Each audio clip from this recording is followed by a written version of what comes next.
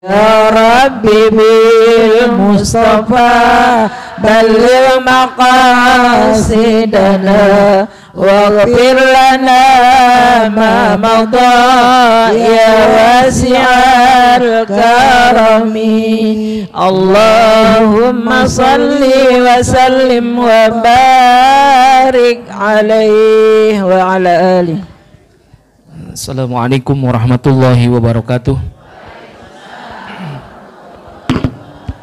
Al-Fatihah biniyatil qubul wa tamami kulli sunin wa ma'mul wa salahi sya'ni zahiran wa batinan wa bi anna Allah yaftahu alaina futuhal arifin wa yufaqqihna fid din wa yarzuquna kamal ikhlas wal yakin. Tsumma ila hadrati ala jami'i usadina wa masyayikhina wa liwalidina wa jami'il mu'minin wal mu'minat wal muslimin wal muslimat wa ila hadratin nabi Muhammadin Mustafa Rasulillah sallallahu alaihi wasallam. Al-Fatihah. A'udzu billahi minasyaitonir rajim. Bismillahirrahmanirrahim. Alhamdulillahirabbil alamin arrahmanir rahim maliki yaumiddin. Iyyaka na'budu wa iyyaka nasta'in. Ihdinas siratal mustaqim. Siratal ladzina an'amta 'alaihim ghairil maghdubi 'alaihim waladdallin. Sekali lagi kita baca Al-Fatihah untuk keluarga kita, orang-orang tua kita, guru-guru kita, jamaah kita yang sedang sakit. Mudah-mudahan Allah angkat penyakitnya, Allah sehatkan badannya, senantiasa dipelihara oleh Allah Subhanahu wa taala. Dan juga untuk keluarga kita, orang-orang tua kita, guru-guru kita, jamaah kita yang sudah meninggal dunia, mudah-mudahan selalu mendapatkan rahmat dan magfirah. Allah jadikan kuburnya raudhah min riyadil jannah. Dan juga untuk kita semuanya, para jamaah, mudah-mudahan selalu disehatkan badan kita, dipanjangkan umur kita, dimurahkan rezeki kita, dikabulkan segala hajat-hajat kita. Anak-anak kita yang sedang menuntut ilmu, yang sedang menghafal Al-Quran, mudah-mudahan diberikan kemudahan oleh Allah Subhanahu wa ta'ala. Dan juga kalau ada orang yang ingin berbuat jahat kepada kita, mudah-mudahan enggak sampai kejahatannya kepada kita, melainkan Allah balikan menjadi nikmat buat kita. Ala hadhihi wa ala kulli niyatin salihah wa ila hadratin Nabi Muhammadin Mustafa Rasulillah sallallahu alaihi wasallam. Al-Fatihah. A'udzu billahi minasyaitonir rajim. Bismillahirrahmanirrahim. Alhamdulillahirabbil alamin arrahmanir rahim maliki yaumiddin. Iyyaka na'budu wa iyyaka nasta'in. Ihdinas siratal mustaqim. Suratul ladzina an'amta 'alaihim ghairil maghdubi 'alaihim waladdallin. Rabbighfir lana wa liwalidayna amin. Bismillahirrahmanirrahim. Alhamdulillahirabbil alamin wassalatu wassalamu ala asyrafil anbiya'i wal mursalin wa ala alihi wa sahbihi ajmain. Rabbi yassir wa la tu'assir, rabbi tamim bil khair, rabbi shrah li sadri wa yassir li amri wahlul 'uqdatam min lisani yafqahu qawli. Qalu subhanaka la ilma lana illa ma 'allamtana innaka antal alimul hakim. Ibu-ibu jamaah sekalian yang saya hormati dan saya muliakan, dan mudah-mudahan selalu dimuliakan oleh Allah Subhanahu wa taala. Alhamdulillah, pagi hari ini kita masih diberikan banyak nikmat oleh Allah Subhanahu wa taala. Nikmat iman, nikmat Islam, nikmat ukhuwah, nikmat sehat, nikmat panjang umur, sehingga kita masih bisa hadir silaturahim. Mudah-mudahan silaturahim kita membawa banyak keberkahan, rahmat Allah buat kita semuanya. Amin ya rabbal alamin.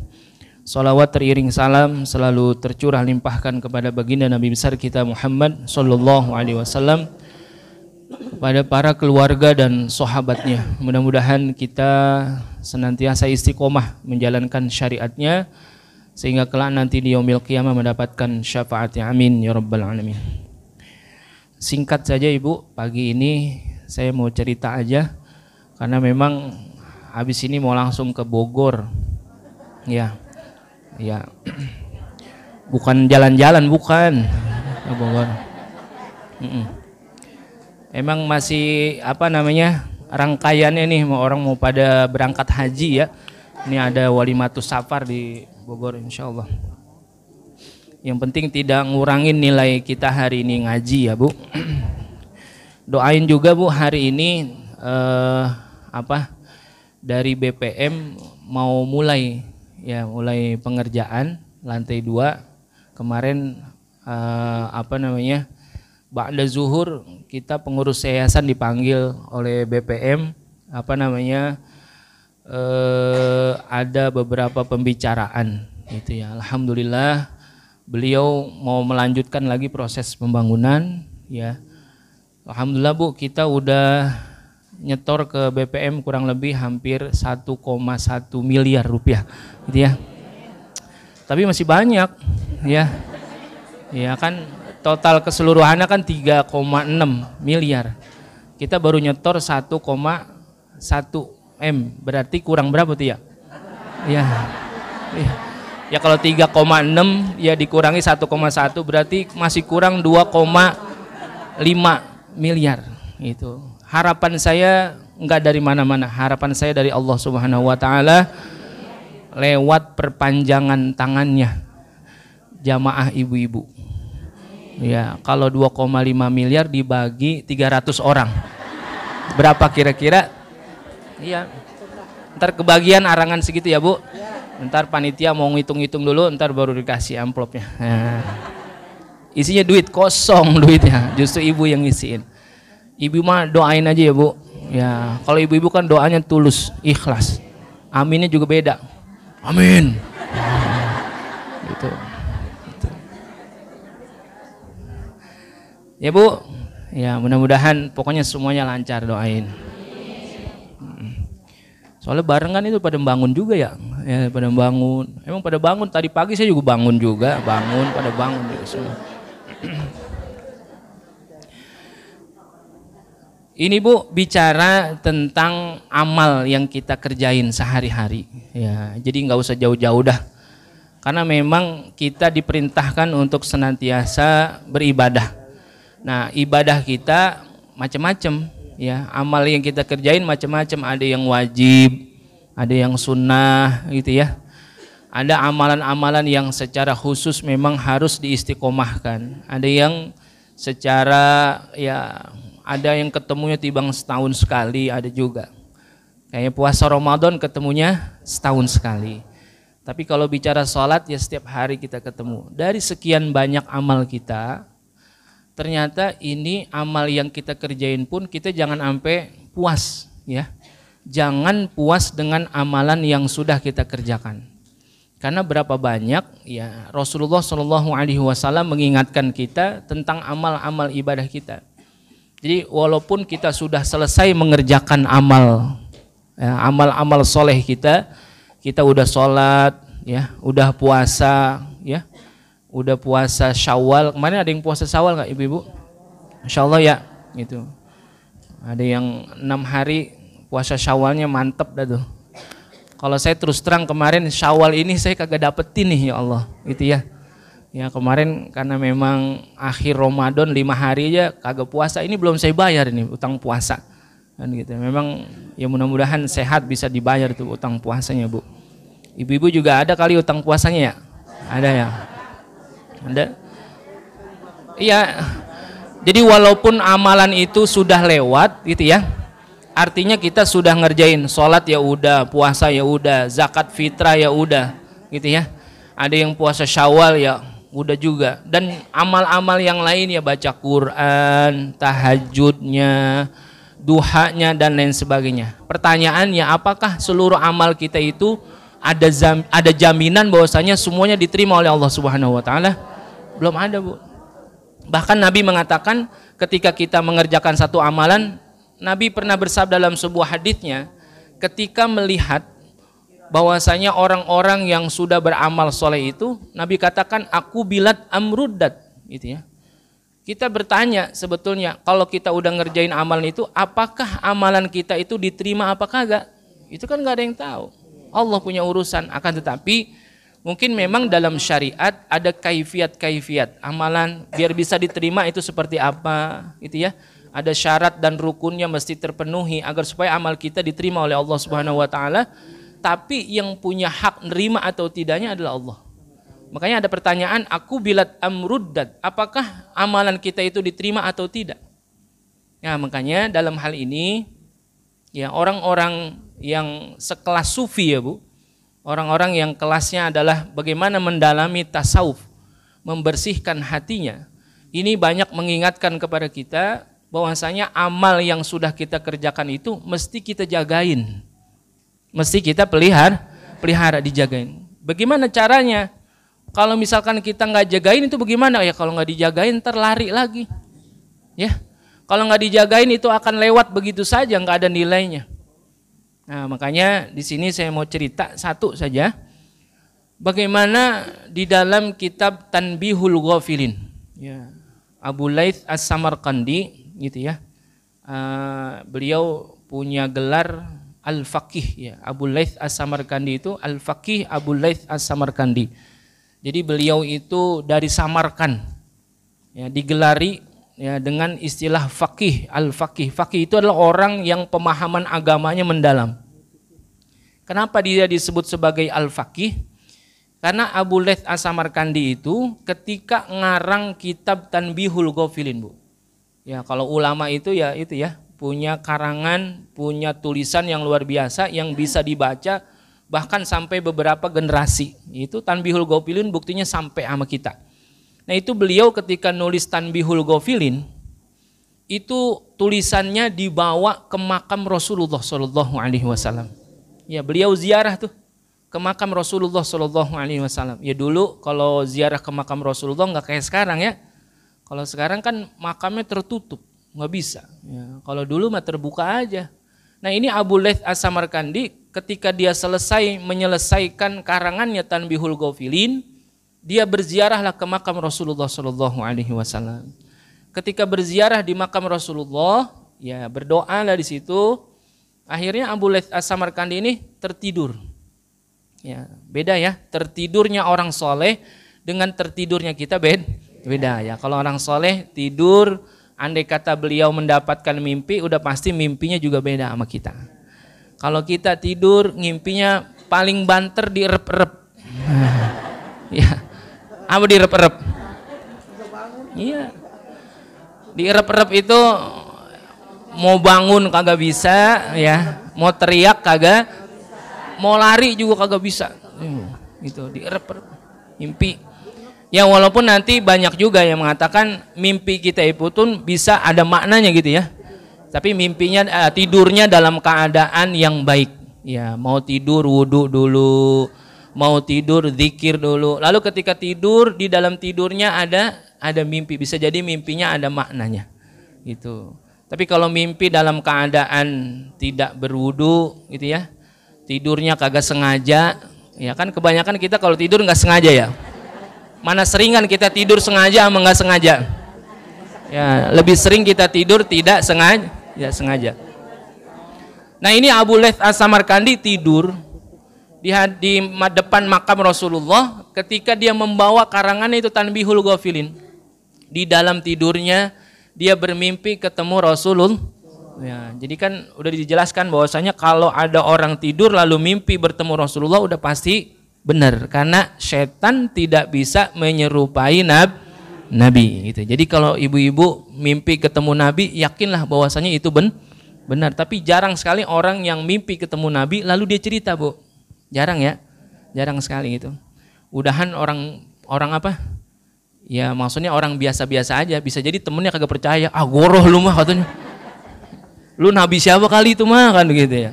Padahal memang udah dijelaskan bahwasanya kalau ketika ada orang yang tidur lalu dia bermimpi bertemu Rasulullah udah pasti mimpinya benar. Karena apa? Setan tidak bisa menyerupai Nabi. Nah, ini Abu Laits As-Samarqandi dalam tidurnya ternyata didatangin oleh Rasulullah Shallallahu Alaihi Wasallam. Itu Abu Laits As-Samarqandi dipanggil sama Rasulullah dengan sebutan Al-Faqih, Al-Faqih, Al-Faqih sampai 3 kali. Gitu ya. Udah begitu doang, habis itu selesai mimpinya. Nah, dari situlah bahwasanya Abu Laits As-Samarqandi itu sekarang ya disebutkan dalam literatur, dalam banyak karangan beliau disebutnya dengan Al-Faqih Abu Laits As-Samarqandi. Ya, dipanggil dengan sebutan Al-Faqih, yang memberi gelar dia Al-Faqih itu adalah Rasulullah. Karena apa? Pemahaman agamanya yang begitu mendalam. Faqih gitu ya. Jadi kalau ada orang namanya faqih itu cakep tuh. Berarti doa buat dia supaya apa? Luar biasa pemahaman agamanya mendalam. Makanya itu ya, orang kalau ngasih nama kudu yang baik juga begitu, karena nama itu adalah doa kan gitu.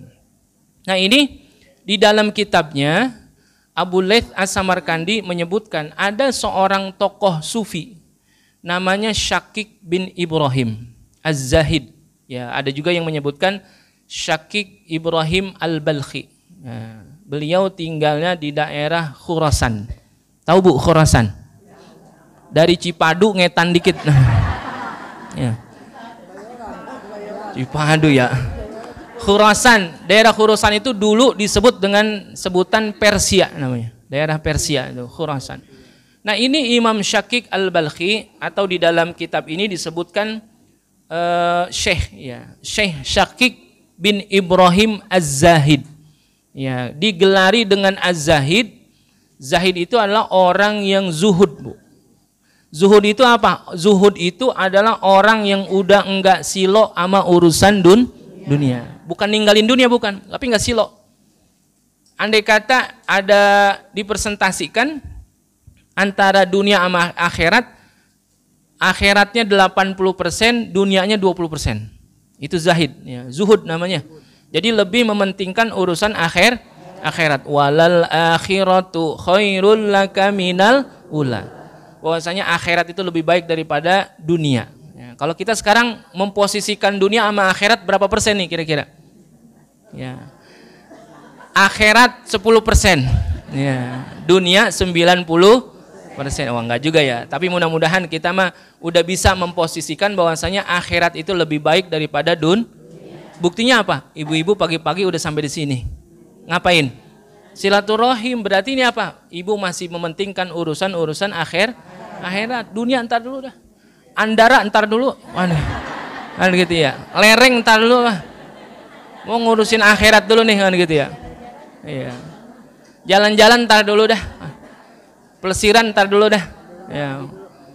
Tapi persiapan udah semua ya. Kan gitu. Itu semalam ya.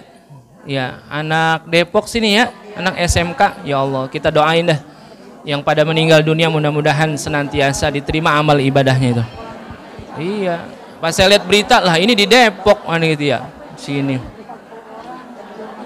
Di mana tuh? Di pemandian air panas ya. Di Garut ya. Subang ya, di Subang ya. Langsung aja ibu-ibu. Asal dikata jalan-jalan juga udah rame dah. Udah, ntar ibu-ibu lihat aja beritanya. Kalau di TV nggak ada, ibu cari aja di Google, searching, ada beritanya itu. Ya Bu. Jadi Imam Syakik bin Ibrahim Az-Zahid ini digelari dengan sebutan Zahid karena apa? Ya, orangnya udah luar biasa zuhud. Orang yang zuhud itu adalah orang yang memposisikan akhirat itu lebih utama dibandingkan dengan dunia. Jadi kalau ada yang bilang orang yang zuhud itu adalah orang yang meninggalkan dunia, enggak. Tidak begitu pengertiannya ya. Zuhud itu bukan meninggalkan dunia semata-mata, bukan. Kayak ada orang ngomong begini misalkan, saya mah udah nggak butuh dunia, saya mah urusannya akhirat aja. Enggak, itu bukan zuhud namanya. Karena dunia pun adalah bagian daripada wasilah kita menuju akhir. Nggak boleh ninggalin dunia semata-mata, nggak boleh. Tetap kita butuh nggak sama dunia? Butuh. Kalau nggak ada dunianya bagaimana kita? Saya mau urusan akhirat aja. Dunianya bagaimana? Saya nggak perlu sama dunia, pokoknya saya udah nggak pengen sama urusan dunia, pokoknya saya akhirat aja dah. Emang ibu-ibu kalau sembahyang telanjang? Ya. Kan butuh apa? Pakaian dari mana? Beli. Dunia enggak? Dunia tetap ada. Orang mau sholat, mau ibadah, nutup aurat, pakai pakaian, ya beli dia. Mau sholat biar bisa ruku, biar bisa sujud, ada tenaganya, kudu makan. Berarti kudu punya beras. Ya enggak? Kalau enggak punya beras, beli. Belinya di mana? Darussaid. Lah iya, jangan lupa Bu. Beli beras di mana-mana ya bagus, tapi beli beras di Darus Said dapat pahala. Iya, selain dapat kenyang, dapat pahala. Ah, di sana juga saya dapat pahala, tapi di sini pahalanya gedean. Kagak mau ngalah katanya. Ya emang apa sih? Ya bantuin kan gitu ya. Kan kita nggak minta semata-mata tapi ngajak. Iya Bu. Jadi bohong kalau orang bilang, ah saya mau udah nggak butuh dunia. Wah. Nabi saja, ya. Nabi saja kan hidupnya di mana? Di dunia. Ya. Tapi bagaimana memposisikan akhirat dengan dunia, itulah yang disebut sebagai zahid. Nih Bu, ini Imam Syakik bin Ibrahim Az-Zahid, tadinya orang kaya nih Bu. Dia di Persia itu termasuk adalah saudagar yang sangat luar biasa. Dagangnya sukses, kayanya luar biasa. Bahkan dia kalau dagang sampai ke luar negeri. Ya. Ya zaman itu kalau sekarang mungkin ke orang ke luar negeri kan gampang aja. Naik apa? Pesawat. Ya zaman itu orang ke luar negeri ya naik unta. Dagang ke luar negeri dengan perjalanan yang sangat luar biasa jauh. Nah satu hari Imam Syakik bin Ibrahim Az-Zahid ini daganglah dia sampai ke Turki Bu. Ya dari Persia ke Turki. Sampai di Turki dia ketemu orang, banyak orang. Ternyata di Turki itu masih banyak ketika itu orang yang belum menyembah Allah Subhanahu wa taala. Jadi dia ketemu di Turki sekelompok orang yang menyembah berhala. Gitu ya. Ya karena Imam Syakik Al-Balhi ini ya pengen dakwah juga gitu. Ya kayak Rasulullah kan dagang lalu dakwah. Lalu ketika dia ketemu orang-orang di Turki itu mereka sedang menyembah berhala. Lalu Imam Syakik Al-Balhi mengatakan ngajak kepada mereka untuk menyembah Allah Subhanahu wa taala. Ini kenapa engkau menyembah ini patung? Sedangkan yang menciptakan kita itu adalah Allah Subhanahu wa taala yang Maha Penyayang, Maha Pengasih, Maha Pemberi rizki. Jadi ketika kita minta kepada Allah Subhanahu wa taala, apa yang kita minta? Ya rizki, minta sehat, panjang umur dan seluruh aspek kehidupan kita minta kepada Allah Subhanahu wa taala. Dan salah satunya adalah yang senantiasa memberikan rizki kepada kita adalah Allah Subhanahu wa taala. Dia ngomong begitu tuh kepada orang yang tadi lagi nyembah berhala. Imam Syakik Al-Balhi ini dibalikin ngomongannya sama orang-orang yang tadi lagi menyembah berhala. Lah bagaimana sih lu? Kan begitu ya urusannya. Nah, ini bahasa saya nih. Ya bahasa beliau mah nggak begitu. Buat gampangnya aja biar terimanya gampang. Lah kamu bagaimana sih? Katanya Tuhanmu itu Maha Penyayang, Maha Pengasih, Maha Pemberi rizki. Lah ini kamu ngapain jauh-jauh dagang kemari untuk nyari rezeki? Dibalikin begitu, kira-kira bagaimana itu dia? Dia ngajak kepada orang-orang yang menyembah berhala itu untuk tidak menyembah berhala. Sembahlah Allah yang Maha Pemberi rizki. Karena Allah senantiasa memberikan rizkinya kepada kita dimanapun kita berada. Dia ngomong begitu. Dibalikin lah. Kalau emang Tuhanmu itu Maha Pemberi rizki dan dimanapun Dia memberikan rizki, kenapa engkau jauh-jauh dari tempatmu di Khurasan, lalu engkau pergi kemari ke Turki untuk berdagang mencari rezeki? Kalau emang Allah Tuhanmu itu memberikan rezeki di mana saja, kamu nggak usah kemana-mana, diem-diem aja di sono. Akhirnya Imam Syakik Al-Balhi ini terdiam Bu dengan omongan orang yang tadi diajak untuk masuk Islam. Dalam hatinya, iya bener juga ya. Gue ngajakin orang kebaikan, ternyata saya pun masih jauh. Akhirnya habis itu dia pulang Bu. Dia balik ke Khurasan. Sampai di Khurasan Bu, duit yang dia punya, harta yang dia punya, semuanya disedekahin sama orang. Ya Allah, ternyata selama ini yang saya tumpuk adalah harta dunia saja. Tapi saya lupa bahwasanya ketika saya mengingat Allah itu Maha segala-galanya, ada yang saya lupa dari diri saya. Saya masih mengenyampingkan urusan-urusan akhirat. Yang saya cari adalah harta terus, bahkan sampai sejauh manapun saya kejar itu harta. Sedangkan dalam hati saya punya keyakinan Allah Subhanahu wa taala Maha Pemberi rizki dimanapun kita berada. Nah, ini pelajaran buat kita, artinya apa? Allah Subhanahu wa taala memang punya jaminan atas rezeki kita, tapi kita tetap untuk berikhtiar. Tapi dalam hal ini Imam Syakik Al-Balhi ternyata dia punya pemikiran ikhtiarnya itu terlalu berlebihan. Sehingga menyampingkan bahwasanya dia bertauhid kepada Allah Subhanahu wa taala. Akhirnya sebagian besar hartanya diapain Bu? Disedekahin. Enggak semuanya sih, tapi disisain juga buat keluarganya, buat kehidupan dia sehari-hari. Tapi sebagian besar hartanya udah disedekahin. Nah, mulai saat itulah Imam Syakik bin Ibrahim Az-Zahid ini ya berlaku sufi. Ya, betul-betul ingin memposisikan urusan akhirat itu lebih utama dibandingkan dengan urusan dunia. Nah, ini bisa jadi belajar kita dari sini ya. Ternyata Imam Syakik Al-Balhi aja tidak seluruh hartanya itu disedekahkan, akan tetapi sebagian besarnya saja. Sebagiannya yang lain ya tetap untuk dirinya dan keluarganya. Tapi apa? Menjaga hatinya agar supaya senantiasa bersih. Makanya beliau senantiasa mengingat apa-apa yang dia dapatkan itu ternyata memang semuanya anugerah Allah Subhanahu wa taala. Makanya banyak beliau itu punya pesan ya kepada kita. Salah satunya ini.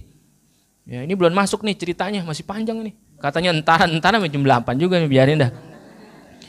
Nah, ini Imam Syakik Al-Balhi di sini diriwayatkan waruya an Syakik bin Ibrahim Az-Zahid.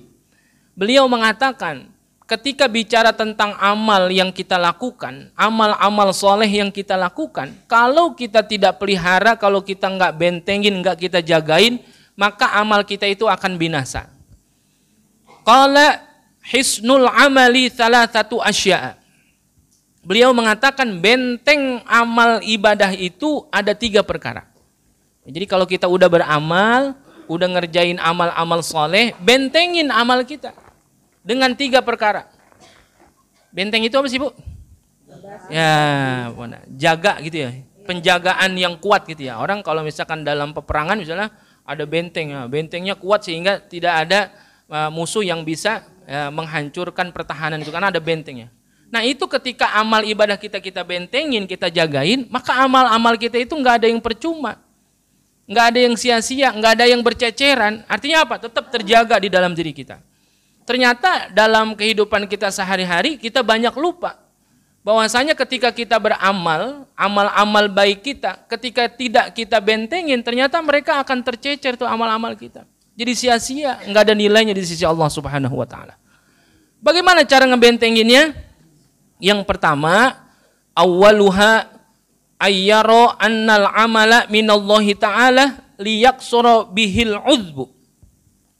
Yang pertama yang harus ya kita lakukan dalam rangka membentengi amal ibadah kita adalah dengan ayyara annal amala, bahwasanya dia menganggap segala amal ibadah itu minallahi ta'ala adalah anugerah Allah Subhanahu wa ta'ala.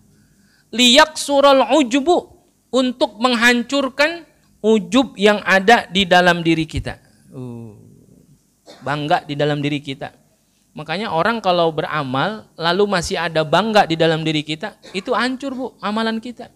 Makanya kita nggak boleh bangga sama amalan kita.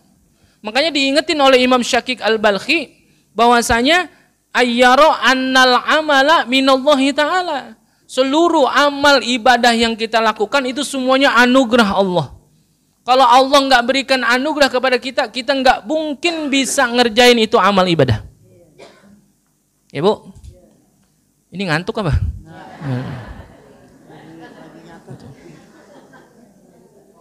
Bu, ini kan kita sering ngomong gini ya. Mudah-mudahan kita terus dalam limpahan rahmat, taufik dan hidayah Allah Subhanahu wa taala. Gitu ya. Sering kita ngomong begitu ya, taufik sama hidayah gitu ya.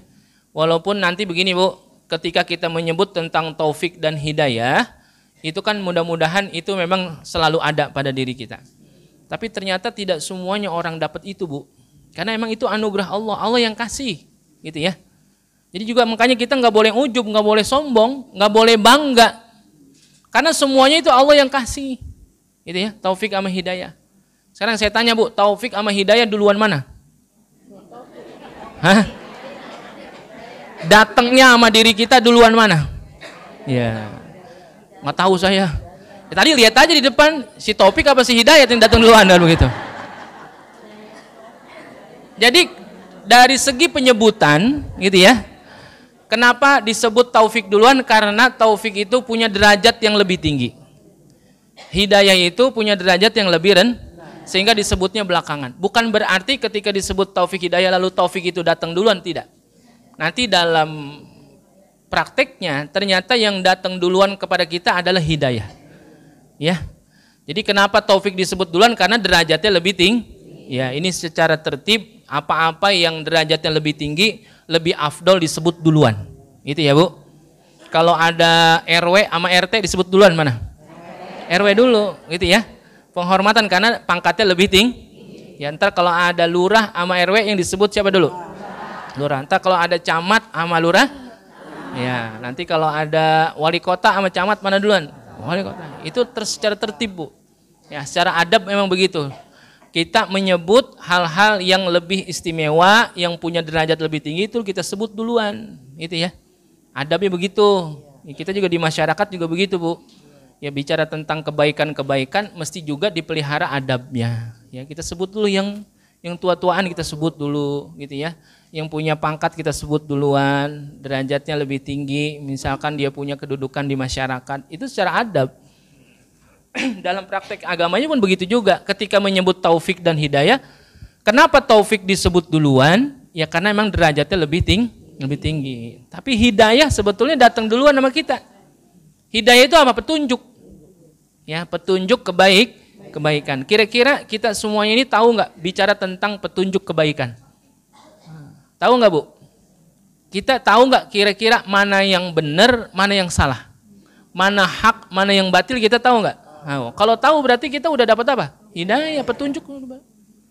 Orang-orang semua tahu nggak ketika bicara tentang korupsi itu baik apa buruk? Orang-orang yang pada korupsi kalau kita tanya dia, korupsi itu baik apa buruk? Dia jawabannya pasti apa? Hah? Secara naluri yang mendasar, mereka kalau ditanya yang namanya korupsi itu buruk apa bagus? Udah pasti. Berarti dia dapat hidayah nggak? Nah, tapi kenapa dia masih korupsi? Gitu ya.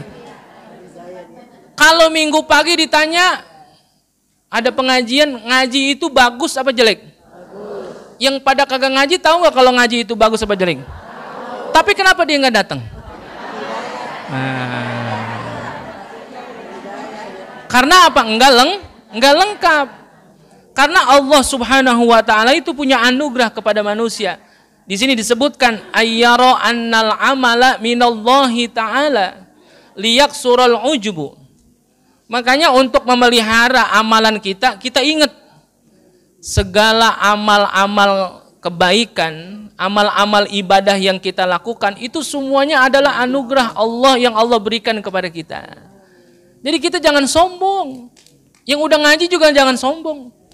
Jangan ujub. Masih mendingan gua. Pagi-pagi gua masih nyempetin waktu bakal ngaji daripada dia pagi-pagi udah ngebrek, mana tahu kan begitu. Kira-kira ngajinya kita ada nilainya nggak tuh? Nggak ada.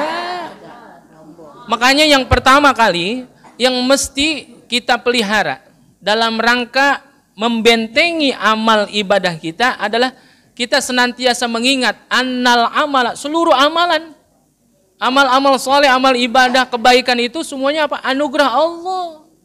Kalau Allah nggak kasih itu anugerah kepada kita, kita juga nggak bakal bisa ngerjain itu kebaikan. Karena makanya adanya taufik. Taufik itu apa sih? Allah menciptakan kemampuan kepada diri kita untuk melaksanakan ketaatan kepada Allah Subhanahu wa taala. Jadi kita bisa sholat, Bu, bisa puasa, ya, bisa tarawih itu kemarin, itu gara-gara apa? Allah punya apa? Punya kekuatan anugerahnya memberikan kepada diri kita sehingga apa? Kita mampu melaksanakan ketaatan kepada Allah Subhanahu wa taala. Jadi jangan sombong. Kalau ada ujub di dalam diri kita, udah dipastikan amal ibadahnya nggak ada tuh, hancur semuanya. Bangun jam 2:30 pagi. Orang-orang belum pada bangun. Dia udah bangun. Ngapain?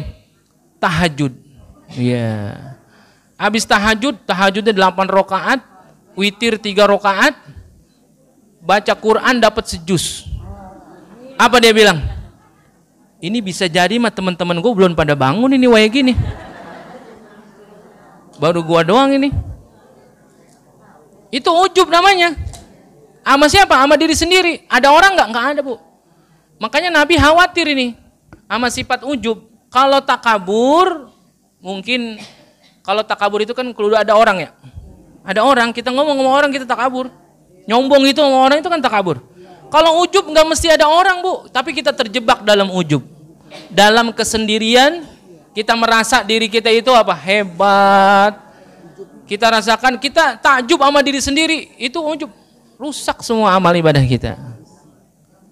Ini ibu-ibu kalau lagi ngaca ngerasa cakep apa kagak? Hah? Kalau lagi ngaca sendirian, kita suka kalau lagi ngaca sendirian ngerasa cakep apa enggak? Kalau lagi sendirian, ternyata gue cakep juga ya. Sendirian. Nah, itu kan ujub juga ya. Harusnya apa? Makanya Nabi kan ngajarin kalau ngaca itu baca doa. Ya kan? Minta sama Allah. Kama hasan takholki fahasin khuluki, kan gitu doanya. Tapi kalau lagi ngaca, kalau dilihat-lihat cakep juga gue ya. Padahal udah 50 nih umur gue kan. Lah, dia doang yang ngata cakep. Andai kata ada orang lain yang ngata cakep, paling lakinya itu juga terpaksa. Biar kagak sampai nyakitin hatinya. Iya enggak? Enggak juga sih kali, ya. Tapi enggak tahu dah. Ya makanya kita kalau lagi ngaca sendirian, ya Allah, jangan ngerasa diri kita cakep. Atau ketika kita udah beramal, jangan merasa diri kita udah bagus banget. Ya Allah, ini orang-orang belum tentu nih sedekahnya kayak gua. Itu ya. Jangan begitu. Berarti apa? Itu ada ujub. Makanya ayyaro annal amala minallahi ta'ala. Kita bersyukur masih dikasih anugerah oleh Allah Subhanahu wa taala untuk bisa mengerjakan ketaatan kepada Allah Subhanahu wa taala. Jangan sombong, Bu. Ini saya juga bisa duduk di sini, ya. Bisa ngomong begini bukan karena emang Allah kasih. Alhamdulillah dikasih anugerah sama Allah. Jadi jangan sombong. Jangan merasa diri udah bener banget. Lah gue udah ngajar. Lah murid gue banyak buat. Ratusan gitu. Ya Allah, nggak ada nilainya tuh. Bless. Gitu. Udah kalau emang udah kita kerjain ya udah. Ya Allah, alhamdulillah saya masih dikasih anugerah untuk memberikan ketaatan kepadamu ya Allah. Tuh, alhamdulillah bersyukur. Itu sampai ngaca juga diajarin kita ya. Lagi ngaca kita diajarin suruh baca doa itu maksudnya apa? Jangan ujub sama diri sendiri. Masih mendingan gua mau udah 60 masih gagah. Kan gitu ya. Masih bisa ibadah, masih sholat apa ya? Ya kan anugerah Allah juga itu. Syukurin. Dengan begitu kita akan terbebas daripada apa? Binasanya amal. Amal kita akan terus terjaga karena apa? Kita mengingat kepada Allah Subhanahu wa taala bahwa semuanya ketaatan yang kita lakukan itu adalah anugerah Allah. Itu ya, Bu. Jadi yang pertama, bagaimana cara membentengi amal ibadah kita adalah senantiasa menganggap bahwasanya amal ibadah yang kita lakukan itu adalah anugerah yang Allah berikan. Sehingga enggak ada ujub di dalam diri kita. Yang kedua, wathani ayyurida bihi ridallahi liyaksura bihil hawa. Yang kedua, dalam rangka membentengi amal ibadah kita dengan cara yaitu menghendaki ayyurida bihi ridallah. Yang kita cari adalah ridha Allah. Untuk apa? Liyaksura bihil hawa. Sehingga hancurlah apa? Hawa nafsu. Jadi enggak ada hawa nafsu tuh, Bu. Karena yang kita cari ridho Allah, ya kita enggak ngelihat pandangan manusia, enggak ngelihat pujian manusia, enggak ngelihat apa-apa yang datangnya dari makhluk. Yang kita cari ridho Allah. Sehingga enggak ada nafsu di dalam diri kita. Orang kalau ibadahnya masih ada nafsu, diterima enggak? Kagak. Ada enggak orang yang ibadah nafsu? Banyak. Kemarin waktu Ramadan, ketika sholat tarawih, ada enggak yang sholat tarawihnya nafsu? Ada. Sholat tarawih 20 rakaat 7 menit. Ada ya? Lihat gak beritanya? Daerah mana tuh? Nafsu. Ya orang kalau ibadah masih ada nafsu ya nggak bisa. Gitu ya. Untuk apa? Menghancurkan hawa nafsu. Innan nafsa la'ammaratun bisu. Karena sesungguhnya nafsu itu senantiasa mengarahkan kita kepada keburukan. Orang kalau ibadah tapi ibadahnya nafsu ya nggak bisa, Bu. Berarti yang dia cari bukan ridho Allah. Bisa jadi yang dia cari adalah bagaimana sejatinya manusia itu memberikan pengakuan kepada dirinya. Itu sekarang ada orang yang sholat taraweh 20 rakaat 7 menit. Apa yang dicari emang? Apa yang dicari kira-kira? Ya kita bingung. Salah satunya mungkin bisa jadi yang dia cari apa? Ya popularitas. Biar pengen apa? Spiral. Kan gitu ya. Apa namanya? Viral. Ibu-ibu kalau denger spiral ngapa tahu ya? Kan spiral ya, orang jilid spiral juga. Oleh ibu pasti yang ada di pikiran spiral apa? KB kan begitu. Itu apa yang dicari? Orang ibadah pakai nafsu ya nggak bisa lah. Ya, makanya di sini ayyurida bihi ridallah. Kalau kita mau ibadah, yang kita kehendaki adalah keridhaan Allah. Sehingga apa? Hilanglah nafsu di dalam diri kita. Nafsu, Bu. Banyak kok orang yang ibadahnya tapi masih ada nafsu. Gitu. Buka puasa kita nafsu nggak? Ya kudu nafsu ya. Ya orang kalau nggak punya nafsu makan agak makan. Tapi yang berlebihan ada nggak? Ya ada. Jam 3:30 kita udah mikirin apa? Udah mikirin buka kan? Kira-kira nafsu nggak? Tapi kalau sewajarnya sih nggak apa-apa ya. Emang waktunya jam 3:30 ya masak, persiapan untuk berbuka puasa. Tapi kan ada juga orang yang 3:30, ntar buka puasa pakai apa nih ya? Yuk kita jalan yuk, mana kek? Itu sampai di rumah dibuka, kolak lain, es buah lain, lontong lain, bakwan lain. Lain nggak? Kalau sama, kembar.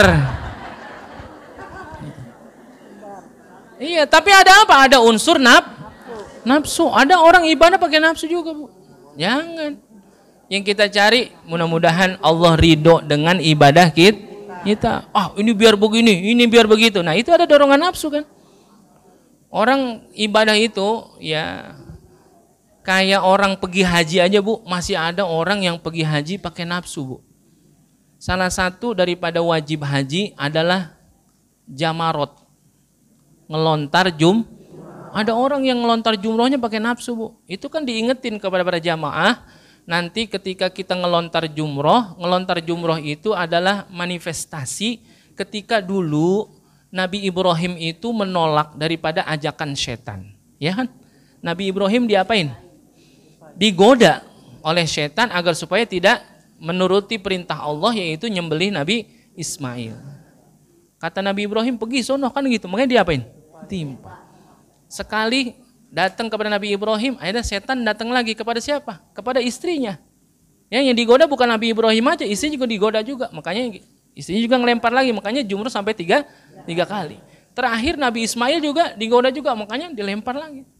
Ini ada orang yang pergi haji saking gemesnya sama setan. Gitu ya.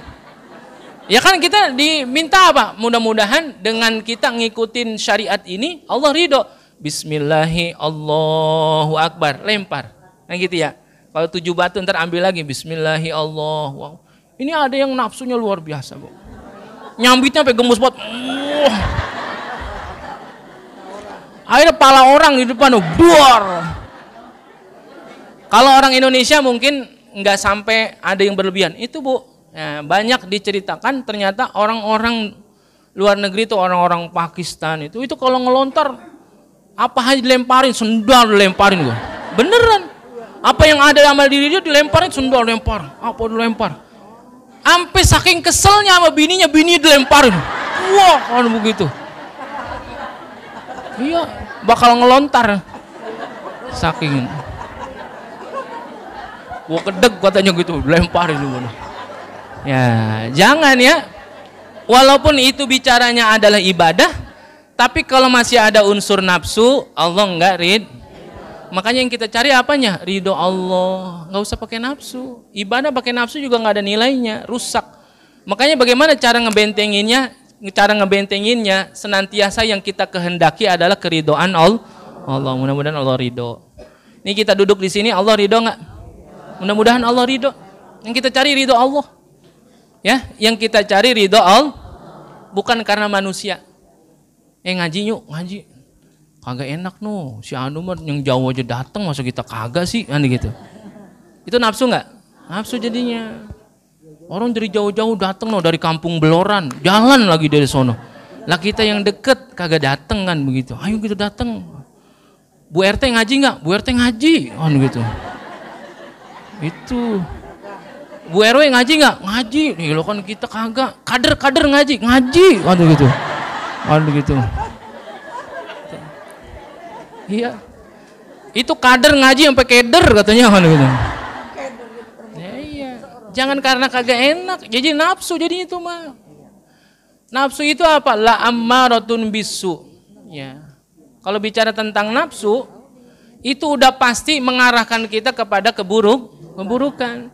Jadi bentengin amal ibadah kita, niatin dari rumah. Emang yang kita cari apa? Ridho Allah. Ya Allah, bismillahi tawakkaltu 'ala Allah, la haula wala quwata illa billahil aliyil azim.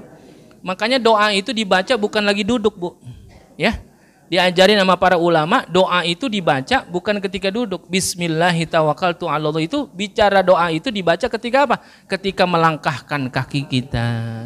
Sambil kita ikhtiar, sambil tanamkan dalam hati mudah-mudahan Allah ridho. Sehingga apa? Bikulli khutwatin. Ya. Di setiap langkah kita, ibu-ibu dari rumah berangkat kemari mau silaturahim, bismillahi tawakkaltu 'ala Allah. Bikulli khutwatin, di setiap langkah kita ada keridhaan Allah, pahalanya gede bener. Makanya dianjurkan orang kalau nuntut ilmu, sholat berjamaah, sholat Jumat, dianjurkan untuk melalui jalan yang berbeda antara pergi sama pulang. Kalau bisa lebih jauh pergi dibandingkan pulang.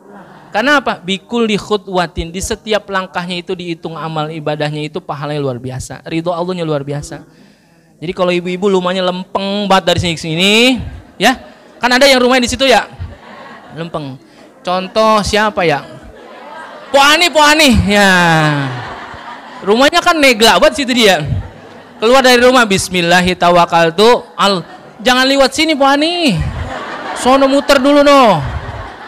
Keluar jalan Persahabatan, ambil kanan. Ya. Ambil kanan kecamatan, belok kiri. Masuk jalan Persatuan terus sono. Lurus, ntar keluar mana? Jalan Markisa. Depan, terus masuk jalan masjid. Turun sini. Wah.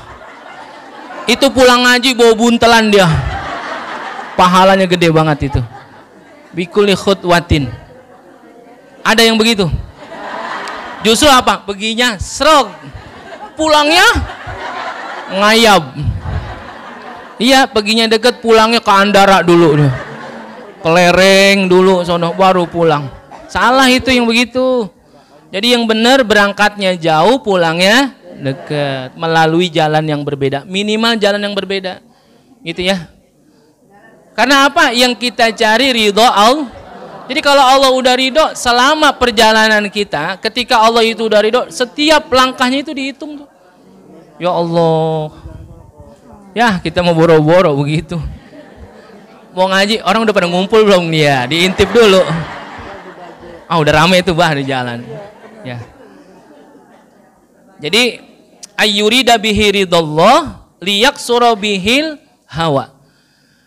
Dia memandang bahwasanya ketika dia beribadah tujuannya adalah ridho Allah. Agar supaya apa? Menghancurkan hawa nafsu yang ada di dalam dirinya. Jadi bagaimana cara menghilangkan nafsu kita? Salah satunya adalah dengan mengingat-ingat bahwasanya ketika kita berbuat yang kita cari adalah ridho Allah. Yang terakhir, ketika dia beramal, bentengilah amal itu dengan apa? Watsalitsu ayyabtagiya thawabal amali minallahi ta'ala. Bahwasanya dia menginginkan pahala. Ya, amal ibadah itu minallahi ta'ala, dari Allah Subhanahu wa taala. Untuk apa? Liyaksurat tama'u warriya. Untuk menghancurkan sikap rakus dan riya. Itu. Jadi kalau kita beramal, boleh nggak kita mengharapkan pahala? Bu, boleh nggak kita berbuat sesuatu, beramal, amal ibadah yang kita harapkan pahala? Boleh nggak? Boleh. Kenapa boleh? Karena pahala itu datangnya dari Allah. Kecuali yang ngasih pahala manusia, nggak boleh, syirik kita. Ini karena yang memberikan pahala adalah Allah Subhanahu wa Ta'ala, sehingga ketika kita beramal lalu kita menginginkan pahala dari Allah Subhanahu wa Ta'ala, ini dibolehkan. Justru ketika kita mengharapkan pahala Allah, inilah salah satu cara kita membentengi amal ibadah kita agar supaya kita terhindar dari unsur riya dan tomak rakus.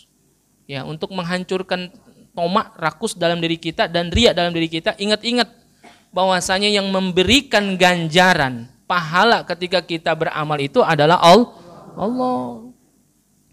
Lalu bagaimana kalau ada yang mengatakan ada orang yang ketika beramal masih ngarepin pahala? Ya berarti amal ibadahnya masih sia-sia. Oh enggak, Bu. Orang kalau beramal ngarepin pahala ikhlas gak? Ikhlas.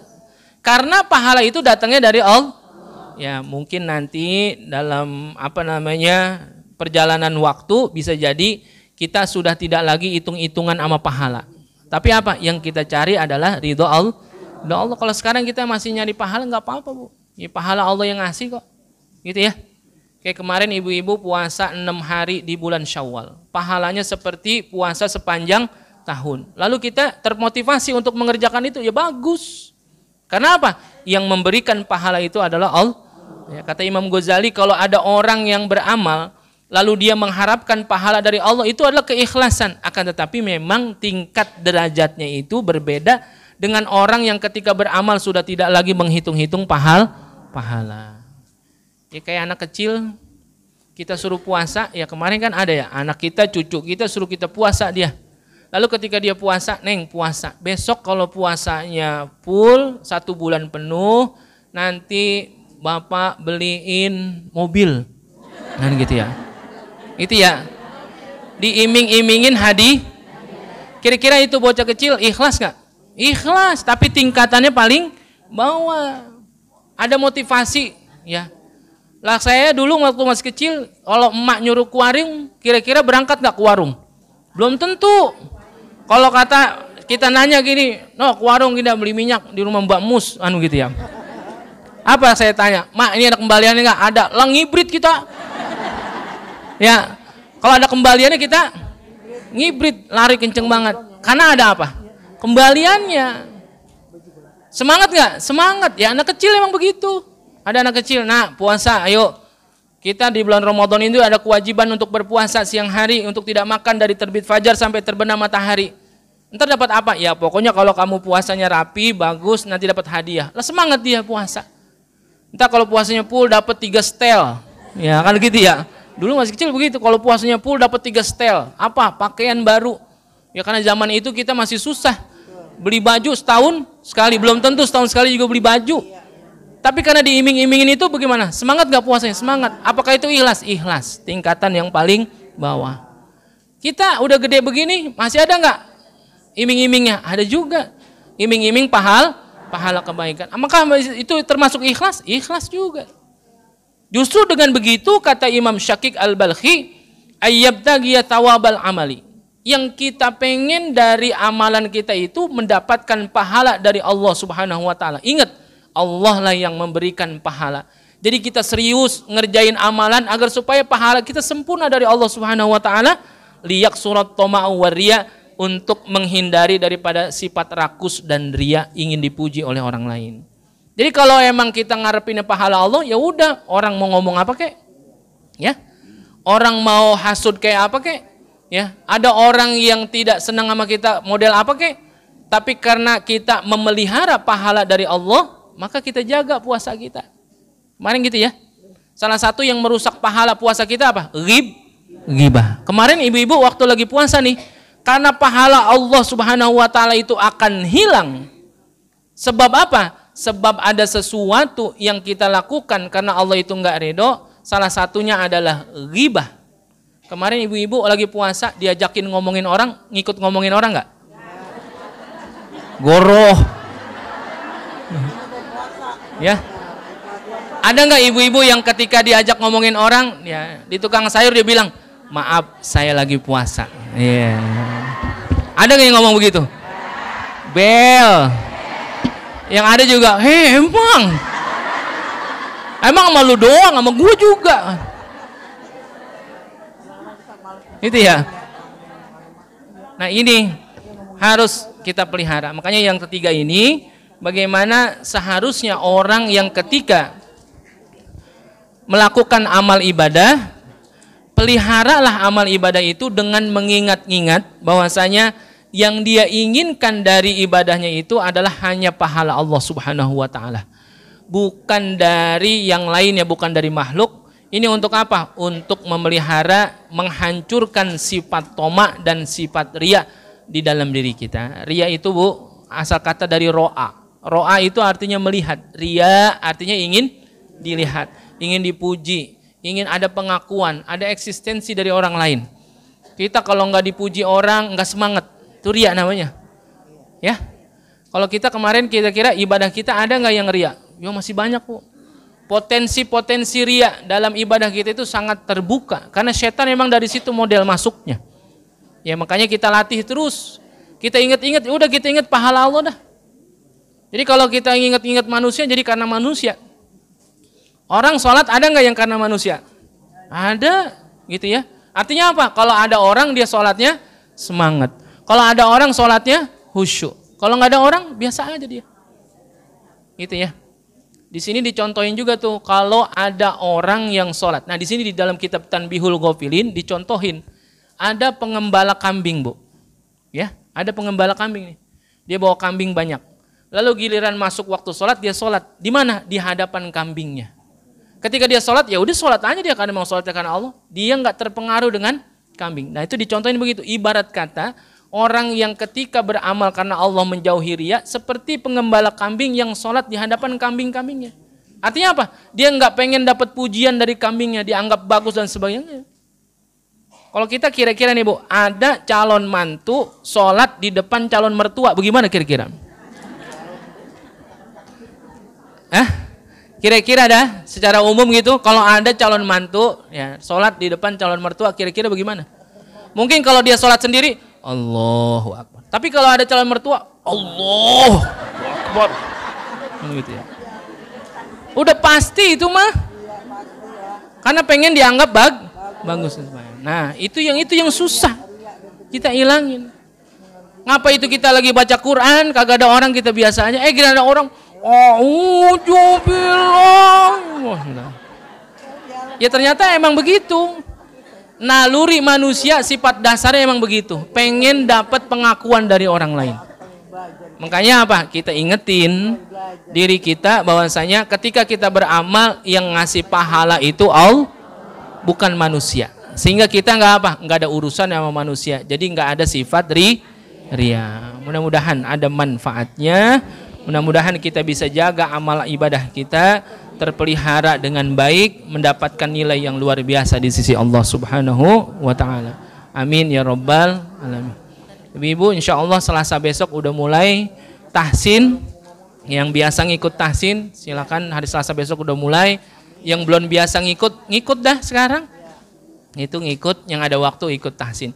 Insyaallah Kamis juga udah mulai kajian duha gitu ya.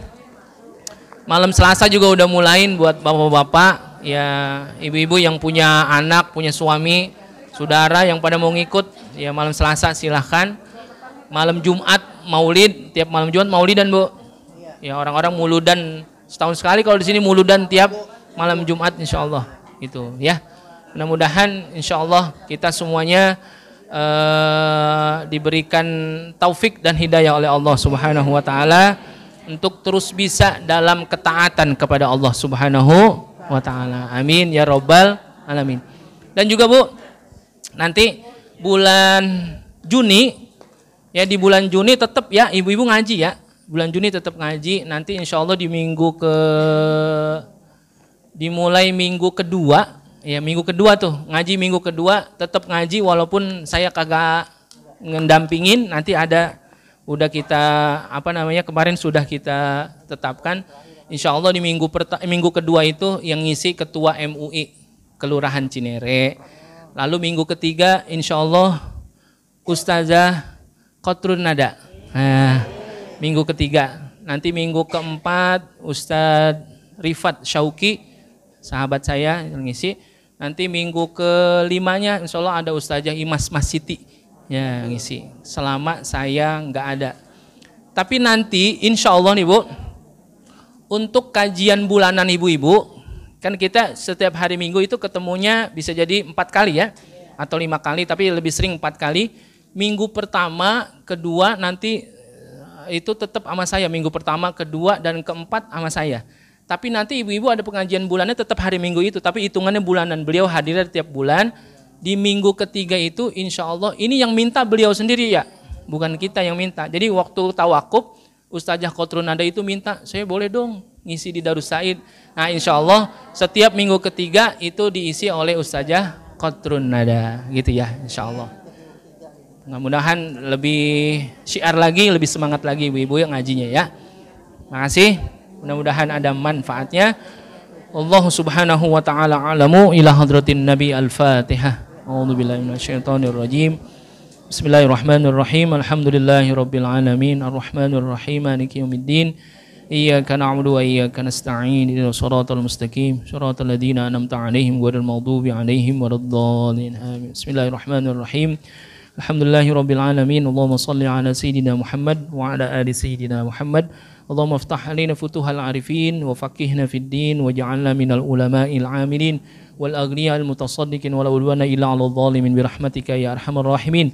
Allahumma inna nas'aluka ilman nafi'a wa 'amalan shalihan wa rizqan halalan wa khairan katsiran bi rahmatika ya arhamar rahimin. Allahumma aghnina bil ilmi wa zayyina bil hilmi wa akrimna bit taqwa wa jammilna bil afiyah. Allahumma ja'al jam'ana hadha jam'an marhuma wa ja'al tafarruqana min ba'dihi tafarruqan ma'suma.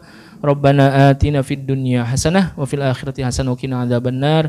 Sallallahu alaihi wasallam Muhammadin wa ala alihi wa sahbihi ajma'in. Walhamdulillahi rabbil alamin. Allahumma salli ala sayyidina Muhammadin tibbil qulubi wa dawaiha wa afiyatil abdan.